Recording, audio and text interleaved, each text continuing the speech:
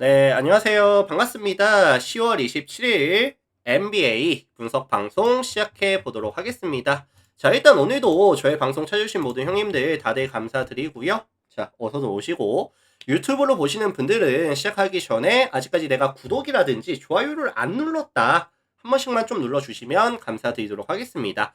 그리고 지금 유튜브는 멤버십이 오픈이 되어 있어요. 전체 경기에 대한 분석표라든지 아니면 주목할 만한 탑4에 대한 경기들 체크해보고 싶다라고 하시는 분들은 가입하시고, 그리고 최근의 흐름은 커뮤니티 가시면은 나와 있기 때문에 또 많이들 체크해보시고 가입들 많이 해주시면은 감사드릴 수 있도록 하겠습니다. 자, 내일 NBA 총 8가지 경기 분석 멘트 준비해 왔고요. 분석 멘트를 항상 또 열심히 준비해 오기 때문에 분석 멘트만 잘 들어주셔도 아마 뭐 저의 분석 멘트와 이제 여러분들의 이제 분석을 조금 맞춰보시면은 뭐 좋은 결과 다들 있지 않을까? 뭐 이런 생각이 좀 듭니다. 그래서 잘 참고해 주시고요. 자, 8가지 경기 한번 빠르게 분석 들어가 볼 수 있도록 하겠습니다. 샌안토니오와 브루클린 경기 먼저 볼 수 있도록 할게요. 자, 홈팀 샌안토니오가 연승으로 시즌을 시작합니다. 지금 2승 0패, 아직까지 패배가 없는 상황이고 2승을 달려가고 있는 상황이죠. 자, 반면에 이제 지금 샌안토니오 같은 경우에는 원정에서 댈러스라든지 뉴올리언즈를 잡고 왔고요. 뭐 수비에서 확실히 좋은 모습, 경기당 평균 140점씩을 가져가면서 리그 전체 2위. 그 다음에 이제 디펜시브 레이팅이 101로 리그 전체 1위를 달리고 있는 상황이거든요. 특히나 이 웸비가 버티고 있는 2점 라인 수비가 되게 좋아요. 2점 라인 수비도 좋고 제공권 확보에서도 강점도 보여주고 있다 보니까 이 프런트에서의 강점, 공격과 수비에서의 밸런스 이런 부분들이 굉장히 좋습니다. 다만 조금 아쉬운 부분이 뭐냐면은 지금 샌안토니오가 결장자들이 꽤나 많아요. 뭐 데런 팍스라든지 올리닉, 소환, 웨더스, 코넥트까지 빠져있는 구간이다 보니까 특히나 올리닉, 소환, 그 다음에 코넥트까지 빠지게 된다라고 한다면은 이 웸비가 쉬는 시간에 벤치에서 사실 나와줄 수 있는 자원이 조금 애매해진다라는 느낌이 많이 있기는 하거든요. 그래서 웸비가 쉬는 시간에 이 프런트에서의 뎁스라든지 밸류가 조금 떨어진다는 부분들 이게 조금 거슬리기는 합니다, 사실. 반면에 원정팀 브루클린 같은 경우에는 이번 시즌 가장 큰 문제가 뭐죠? 제가 계속해서 강조를 드리고 있는데 지금 벤 샤라프라든지 아니면 이고르 데민, 그 다음에 이제 놀란 트레오레, 확실한 1번 포지션이 없어요, 지금. 확실한 1번 포지션이 없고 얘네 셋이서 지금 경쟁 중입니다. 다 이제 새내기들이죠. 새내기들이고 경쟁 중인 상황인데 아직까지 확실한 1번이 없다 보니까 지금 옥석 고르기 중에 있다고 보시면 되고 지금 팀 화력이 나쁘지는 않은데 턴오버에 대한 비율이 되게 높거든요, 브루클린이. 그래서 경기당 말도 안 되는 패스가 진짜 최소한 2개, 뭐 3개 이렇게 나와주고 있습니다, 지금. 다만 내일 상대하는 이제 샌안토니오 같은 경우에는 뭐 전체적인 수비를 좀 타이트하게 가져가는 팀은 아니라고 봐요. 앞선에서의 수비를 타이트하게 가져가지는 않는 팀이다 보니까 생각보다 브루클린에 대한 턴오버가 조금 줄어들 수 있는 가능성이라든지 외곽에서 조금 편하게 공을 만지면서 외곽으로 3점의 최근 흐름이 좋은 흐름을 이어서 3점을 좀 많이 메이드 시켜주는 이런 흐름도 나와줄 수 있다고 보기는 하거든요. 그리고 지금 웸비가 버티고 있기는 하지만 이 4번이 조금 애매합니다. 샴페니와 마이클 포터, 그 다음에 이제 클로니까지 있는 이 브루클린의 4번 라인을 과연 감당해낼 수 있겠느냐. 뭐 웸비 같은 경우에도 클렉스턴이라든지 샤프가 같이 이제 들어왔을 때 얘들은 이제 번갈아 가면서 들어왔을 때 웸비 혼자서 막아줘야 되다 보니까 체력적인 이슈가 조금 있을 수도 있어요. 브루클린의 이 프런트 뎁스를 사실 무시할 수는 없거든요. 자, 그래서 이거 종합해 보면은 저는 개인적으로 그렇게 생각을 해요. 11.5라는 기준점은 조금 많이 높은 게 아닌가? 지금 샌안토니오가 풀 전력이면 모르겠지만 이렇게 핵심 코어들이 많이 빠져있는 구간에서는 11.5는 조금 많이 높아 보이기는 합니다. 좀 냉정하게 봤을 때. 그래서 저는 11.5라는 기준점 했을 때 브루클린에 대한 플러스 핸디캡 가능성을 좀 말씀을 드리고 싶거든요. 그래서 네 번의 포지션까지 벌어질 수 있는 경기는 좀 아닌 것 같아요. 좀 아닌 것 같고, 뭐 참고 정도 해주시면 될 것 같습니다. 자, 참고하시고. 자, 다음 경기 디트로이트랑 보스턴 경기 살펴보도록 하겠습니다. 자, 지금 보스턴이라는 팀이 시즌을 개막하고 나서 아직까지 승리가 없습니다. 0승 2패. 조금 낯섭니다. 보스턴이 지금 0승 2패 하는 거. 근데 사실 지금 보스턴 팀 자체가 제이슨 테이텀이 이제 4월달 뭐 플레이오프 들어갔을 때나 복귀가 가능한 상황이고요. 지금 뭐 가르자라든지 브라운, 화이트까지도 100%의 컨디션이 아니다라고 한다면은 내추전이 될지 안 될지도 모르는 상황이라고 한다면은 이 보선의 얇아진 뎁스라든지 팀 컨디션 자체가 조금 많이 떨어져 있는 구간인 건 사실이라고 봅니다. 그래서 지금 보선은 가장 큰 문제가 뭐냐면은 사실 득점에 대한 지원이 잘 안 되고 있어요. 경기당 평균 득점이 105.5득점. 오펜시브 레이팅이 107.6을 기록하면서 리그 전체 28위 수준. 경기당 43.5개의 3점을 시도하고 있는데 29.89%의 메이드 확률을 챙겨가고 있거든요. 리그에서 세 번째로 많은 3점을 시도하는데 성공률이 28입니다. 공격에 대한 효율이 좋을 수가 없어요, 지금. 그래서 뭐 화이트라든지 사이먼스, 뭐 프리차드 이런 슈터들에 대한 슛감 자체가 많이 떨어져 있는 구간에다가 만들어지지 않은 상황에서 슛을 많이 쏘다 보니까 터프샷을 많이 날리고 있다 보니까 성공 확률이 따라올 수가 없습니다. 제가 봤을 때는. 뭐 디트로이트의 앞선의 수비가 좋은 편은 아니에요. 좋은 편은 아니지만 순수하게 보선의 야투가 잘 안 터질 가능성에 대해서 여전히 좀 열어두고 싶습니다. 자, 반면에 이에 맞서는 홈팀은 디트로이트입니다. 디트로이트. 직전 휴스턴을 만나서 4점 차로 이제 경기를 잡고 온 상황이고 커닝햄이 되게 많이 성장을 했어요. 이번 시즌 뭐 야투가 안 터지는 날에는 뭐 핸들링이라든지 아니면은 조금 이제 뭐 컨트롤 타워로서 역할도 되게 좋거든요. 그래서 이제 꼬미치로 파고들다가 뭐 로빈슨이라든지 뭐 탐슨이라든지 해리스로 빼줬을 때 메이드 확률이 굉장히 많이 올라갑니다. 이번 시즌 디트로이트가. 그리고 뭐 두렌과 2대2 게임도 굉장히 좋고요. 자, 그래서 지금 디트로이트는 공격이 굉장히 잘 되고 있는 상황인데 어쨌든 종합해 보면은 양 팀 다 되게 안정감 있는 핸들링이 가능한 팀이고 조금 다운 템포에다가 세트 오펜스 위주로 경기를 풀어갈 것 같거든요.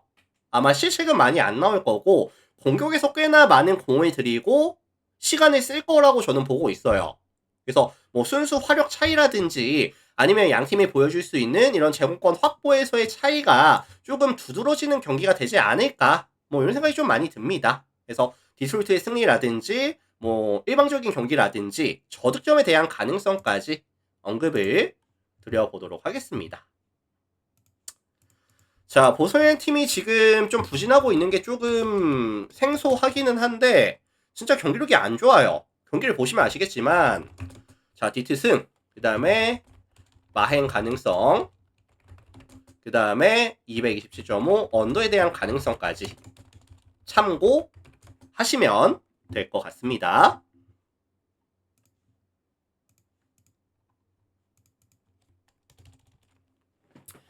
자, 다음 경기 클리브랜드와 미러키 경기 살펴보도록 하겠습니다. 클블과 미러키.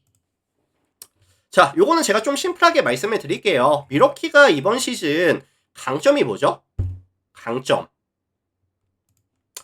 아테토 쿤보와 마이스 터너가 버티고 있는 프런트 코트에서의 뎁스라든지 이 밸류에서의 강점이 정말 명확하거든요. 근데 지금 이 미러키는 제가 봤을 때 문제가 뭐냐면은 사실 쿤보가 핸들링부터 시작을 해서 빅맨을 기반으로 한 뭐 픽앤롤이라든지 아니면 컨트롤 타워로서의 역할도 가져가고 있고 스코어러로서의 역할도 가져가고 있다 보니까 이 쿤보와 터너가 맡고 있는 역할이 너무 많아요, 사실. 그래서 뭐 득점도 해야 되고 컨트롤 타워로서 역할도 해야 되고 어시스트도 뿌려줘야 되고 얘네들을 기반으로 경기를 풀어가고 있기 때문에 뭐 쿤보라든지 터노에 대한 체력적인 소비가 되게 많습니다. 소비값이 기본적으로 많다고 저는 보고 있거든요. 근데 사실 지금 2승이죠, 미러키가. 누굴 이겼냐면은 뭐 워싱턴이라든지 토론토를 잡고 왔어요. 근데 사실 워싱턴과 토론토는 빅맨 자원들이 순수하게 미러키보다 많이 떨어지는, 밸류가 떨어지는 팀이라고 한다면은 내일 매치업 상대 클리브랜드 같은 경우에는 누가 있다? 모블이라든지 앨런이 있습니다. 사실 쿤보 터너 데뷔했을 때 크게 밀린다라는 느낌은 안 들거든요. 그래서 클리브 같은 경우에도 사실 기본적으로 골 밑에서의 위치 선점이라든지 아니면 모블리가 가지고 있는 이제 림 프로텍터로서의 역할이라든지 수비가 좋은 팀이다 보니까 쿤보와 터너가 손쉽게 막 해줄 수 있는 그런 팀은 아니다. 그래서 사실 프런트에서의 리드를 가져갈 수 없다라고 한다면은 미러키는 사실 어려운 게임을 가져갈 수밖에 없다고 보거든요. 특히나 이 백코트에 대해서의 밸류 자체가 차이가 좀 많이 납니다. 미러키 데뷔했을 때 휘블이 많이 앞서 나가는 느낌이 있고요. 게다가 이제 뭐 미첼이라든지 론조 볼이라든지 조금 유기적인 움직임이 가능한 상황이고, 게다가 휘블이 내일 홈에서 가져가는 경기라고 한다면은 미러키에게 지는 경기는 안 나올 것 같거든요. 뭐 똥줄 승리라도 챙겨가는 뭐 이런 경기가 나오지 않을까. 그래서 저는 사실 미러키에 대한 득점 기대값을 높게 잡아주기는 좀 힘들 것 같고요. 아마 이제 쿤보라든지 터노가 3쿼터 이후에는 조금 힘들어하는 모습을 자주 노출하지 않을까, 뭐 이런 걱정도 조금 들기는 합니다. 자, 그래서 요거는 이제 클립을 승이라든지 6.5 마헨, 그 다음에 235.5 언더에 대한 가능성까지 언급을 드려보도록 하겠습니다.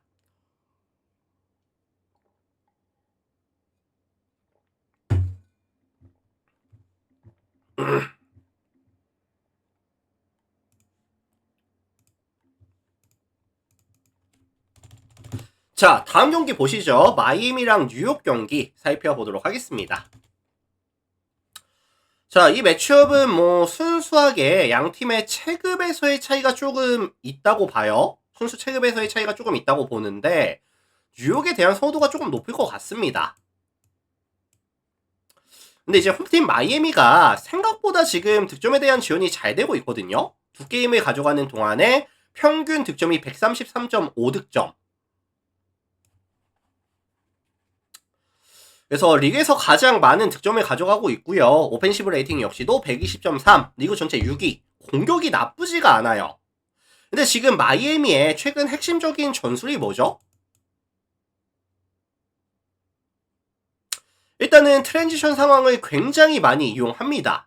트랜지션 상황을 굉장히 많이 이용하고, 그리고 이제 좀 해로가 빠져있는 구간이다 보니까 세트 오펜스보다는 트랜지션이라든지 아니면은 뭐 웨어라든지 아데바요를 활용해서 에너지 레벨 활용해서 이제 세컨 찬스, 그래서 속공을 최대한 많이 뽑아내고 있고요. 공 잡으면은 최대한 빨리 달리면서 상대 코트 넘어가면서 슛 시도하고, 그 다음에 이제 뭐 아데바요라든지 웨어 활용해서 세컨 찬스 잡고 이제 뭐 풋백 득점이라든지 거기서 파생되는 외곽 슛이라든지 이런 거를 계속해서 가져가고 있는 상황이거든요. 그래서 해로가 빠져 있다 보니까 어쩔 수 없는 선택을 가져가는 상황인데 생각보다 효율이 잘 나오고 있다.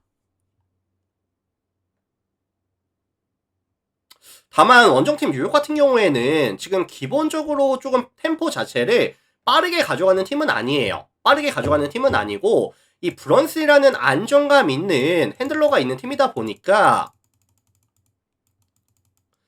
뭐 턴오버가 그렇게 많이 나오는 팀도 사실 아닙니다. 그래서 브런슨이 보여주는 안정감 있는 핸들링에다가 세트 오펜스 위주로 가져가면서 다운템포 위주로 경기를 풀어갈 가능성이 되게 높다라고 생각이 들고 있고요. 그리고 사실 뉴욕이라는 팀의 또 강점이 뭐냐면은 수비 리커버리도 되게 좋거든요. 그래서 마이애미가 보여줄 수 있는 이런 트랜지션에서의 강점이라든지 세컨 찬스에 대해서의 강점이라든지 이런 부분들이 조금 억제가 될 가능성이 좀 높다고 봐요, 저는. 근데 다만 지금 뉴욕 같은 경우에도 결장자들이 좀 문제예요. 이 뉴욕도 되게 베이스 5에 대한 의존도가 높은 팀인데 뭐 로빈슨 빠져 있고 타운스, 아누노비, 하트, GTD 걸려 있죠. 출전 가능성이 조금 애매한 상황이라고 한다면은 뭐 뉴욕의 승리 가능성보다는 차라리 뭐 흐름 자체를 예상해 주시는 게 맞지 않을까? 뭐 이런 생각이 좀 듭니다.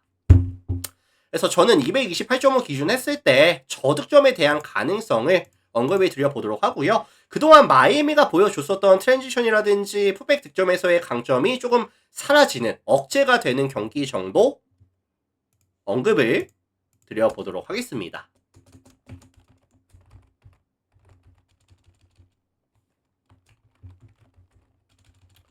그리고 사실 마이애미가 이렇게 공격적으로 안 가고 수비적으로 갔을 때도 분명히 이제 데이마워 능력이라든지 감독이 보여줄 수 있는 뭐 전술이라든지 뭐 지역 방어라든지 괜찮아요. 괜찮기 때문에 뭐 수비적인 측면으로 좀 풀어갈 가능성도 있다고 봐요. 저득점에 대한 가능성 언급 드릴게요.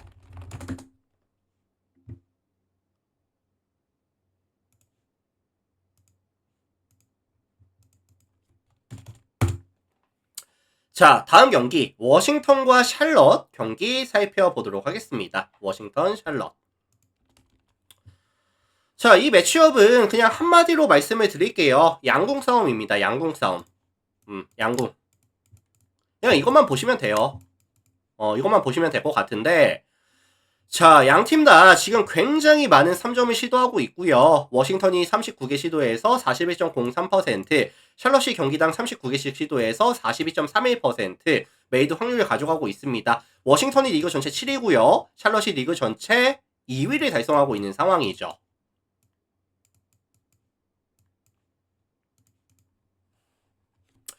원정팀 샬롯 같은 경우에는 이번 시즌 공격이 조금 이렇게 말씀을 드려도 될지 모르겠는데 좀 매끄럽습니다. 매끄럽게 유기적으로 잘 흘러가고 있거든요. 기본적으로 라멜로 볼이 뭐 자기 공격도 잘 보지만 뭐 팀을 살려주는 뭐 크루페이라든지 브리지스라든지 뭐 이런 친구를 좀 살려줄 수 있는 섹스턴이라든지 살론이라든지 살려줄 수 있는 패스 자체를 굉장히 잘 뿌려줍니다.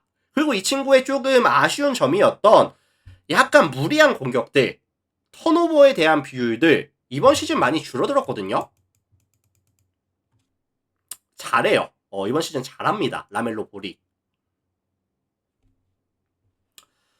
그래서 저는 사실 이 워싱턴 정도의 수비 능력이라고 한다면은 샬롯에 대한 외곽의 흐름이 유지가 될 가능성, 최소한 유지, 더 나은 모습을 보여줄 가능성까지도 있다고 보거든요. 반대로 지금 워싱턴 같은 경우에는 워싱턴 같은 경우에도 슈터들의 흐름이 괜찮아요. 지금 뭐 키시온 조지 경기당 지금 3점 5개씩 꽂고 있고요. 뭐 2경기밖에 치르진 않았지만 그 다음에 뭐 미들턴이라든지 뭐 키스퍼트라든지 뭐 대부분의 슈터들의 이런 흐름이 좋습니다. 트레이 존슨도 괜찮아요. 근데 이제 샬롯 같은 경우에는 지금 좀 아쉬운 점이 뭐냐면은 공격은 되게 잘 됩니다. 근데 이제 수비에서의 조금 아쉬운 부분, 이번 시즌 3점에 대한 허용률이 몇 퍼센트냐면은 40.5%거든요, 지금. 그러니까 외곽에서의 수비가 잘 안 돼요. 잘 안 됩니다. 그래서 뭐 샬럿이 보여줄 수 있는 공격에서의 강점이 분명히 존재하지만 워싱턴도 슛감이 나쁘지 않은 상황이고 양팀이 좀 빠른 템포로 달려주면서 외곽에서 빠르게 공격하져 가면서 경기를 풀어갈 가능성이 높기 때문에 235.5 기준 했을 때 다득점에 대한 가능성을 말씀을 드려볼게요. 저는 사실 235.5라는 기준점 자체가 그렇게 높아 보이지는 않습니다. 승패는 사실 모르겠어요. 승패는 모르겠고 뭐 샬럿이 조금 더 유리해 보이기는 하는데 사실 워싱턴이 이겨도 이상하진 않거든요. 그래서 저는 다득점에 대한 가능성을 언급을 드려볼 수 있도록 하겠습니다. 참고들 하시고요. 자, 다음 경기 바로 갈게요.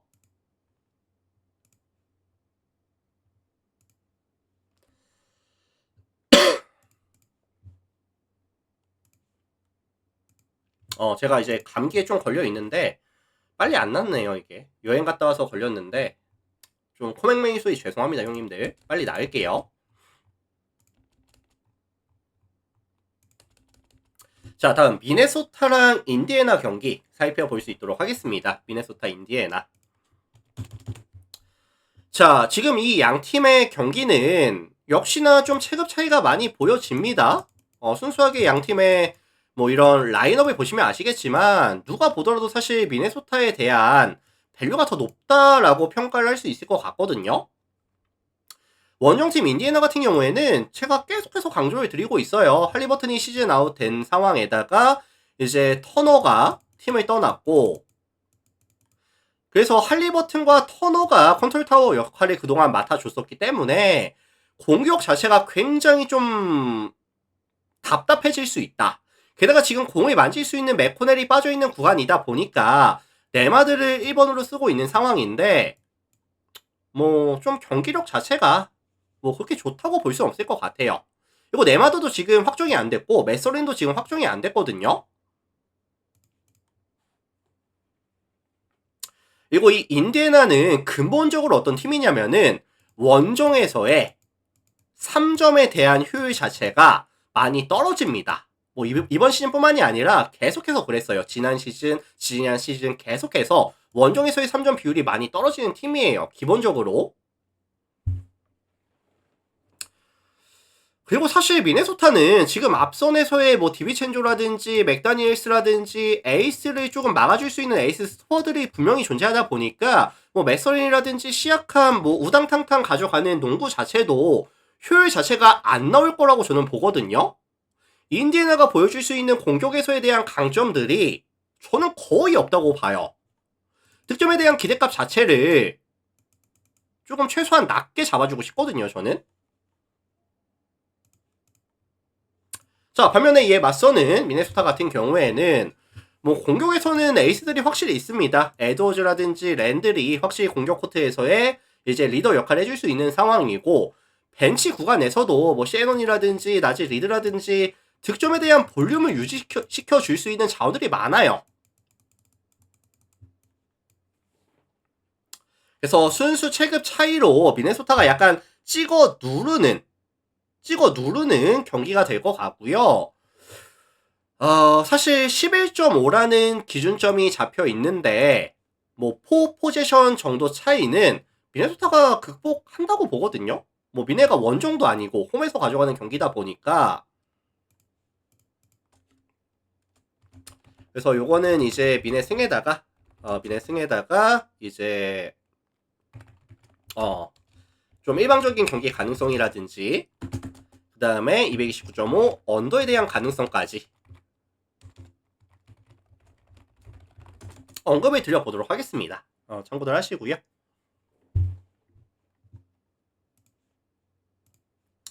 자, 다음 경기 보도록 할게요. 댈러스랑 토론토 경기 살펴보도록 하겠습니다.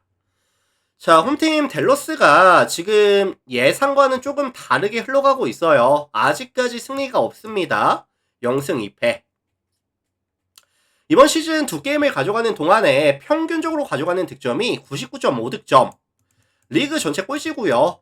지금 30개 팀 중에 유일하게 100득점이 평균적으로 안 넘는 팀이 댈러스거든요.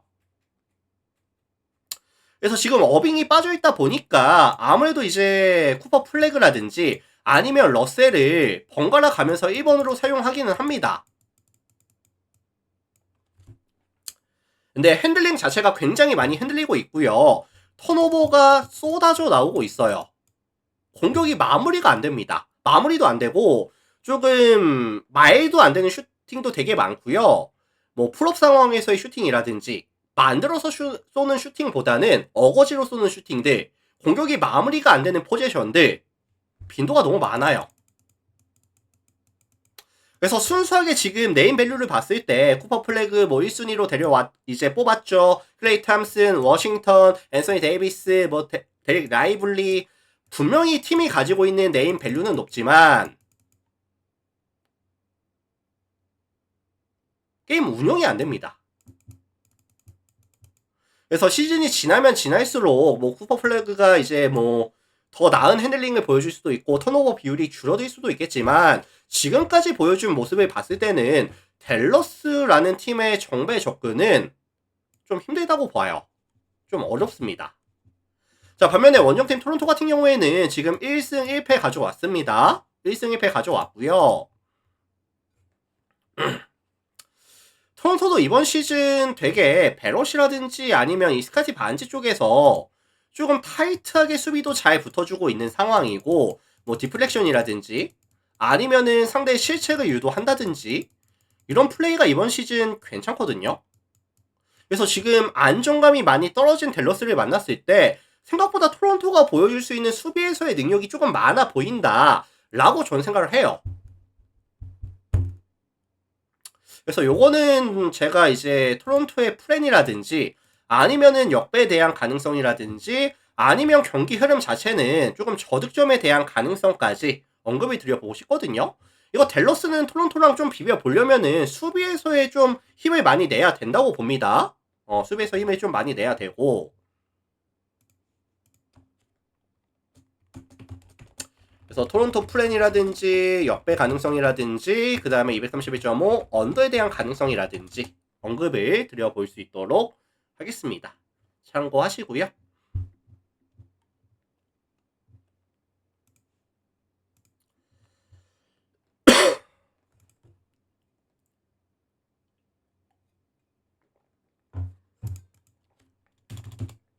자, 다음 경기 클리퍼스랑 포틀랜드 경기 볼게요. 클리퍼스, 포틀랜드. 자, 이 매치업은 이제 다득점에 대한 선호도가 조금 높을 것 같아요. 다득점에 대한 선호도가 높을 것 같은데 클리퍼스는 되게 안정감 있는 공격 생산이 잘 되고 있는 상황이고 그 다음에 이제 포틀랜드 같은 경우에는 직전 골스를 만나서 화력이 좀 폭발했습니다. 그래서 이런 부분들이 조금 반영이 된 결과라고 보고 있어요. 자, 클리퍼스 같은 경우에는 뭐 제임스 하든이라든지 브래들리 빌, 그 다음에 카와이 레너드 이제 순수 고점이 좀 높은 선수들이 많죠. 고점이 높은 선수들이 많은 상황이고 누구든지 20득점 이상씩을 어렵지 않게 꽂아줄 수 있는 자원들이 되게 많습니다. 그리고 뭐 주바치 같은 경우에도 2대2 상황에서의 마무리 능력이 괜찮고요. 그래서 클리퍼스는 공격이 되게 잘 될 것 같아요. 뭐 포틀랜드가 수비가 좋은 팀도 아닐 뿐더러 클리퍼스는 충분히 좋은 공격 결과를 만들어낼 수 있다고 보는데 문제는 이 포틀랜드입니다.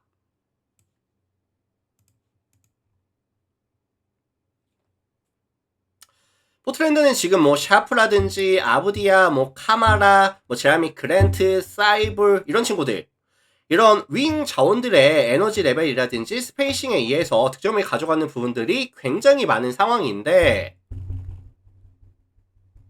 클리퍼스는 사실 뭐 대인 방어 능력이라든지 팀 수비적인 측면에서도 수비가 나쁘지 않은 팀이거든요. 그래서 사실 백코트에서 미친듯이 3점이 터져주는 뭐 지우라든지 샤프, 아부디아가 미친듯이 3점을 꽂아 넣는 경기라면 저는 모르겠지만 포틀랜드가 원정에서 가져가는 경기다 보니까 그것도 사실 쉽지 않다고 보거든요. 그래서 요거는 뭐 그냥 순수 체급 차이에서 조금 경기가 갈릴 것 같고요. 맛동산이 님 추천 감사합니다. 클리퍼스가 홈이다 보니까 뭐 클리퍼스 승이라든지 아니면은 좀 마헨에 대한 가능성까지 언급을 드려볼 수 있도록 하겠습니다. 참고하시면 될 것 같아요. 자, 이렇게 해서 오늘 제가 총 8가지 경기 분석 멘트를 준비해 왔는데 일단은 유튜브 형님들 저의 분석 멘트가 뭐 도움이 됐다든지 잘 들었다 라고 하시는 분들은 나가시기 전에 이제 구독 그 다음에 이제 좋아요 한 번씩만 좀 눌러주시면 감사드리도록 하겠습니다. 구독 좋아요 한 번씩만 눌러주시고요. 자, 그 다음에 이제 유튜브도 멤버십이 오픈이 되어 있으니까 뭐 전체 경기에 대한 분석표라든지 아니면 탑4에 대한 경기들 체크해보고 싶다 하시는 분들은 또 커뮤니티 확인하셔서 많은 관심과 참여까지 해주시면 감사드리도록 하겠습니다. 자, 유튜브 먼저 인사드릴게요. 오늘도 다들 감사합니다.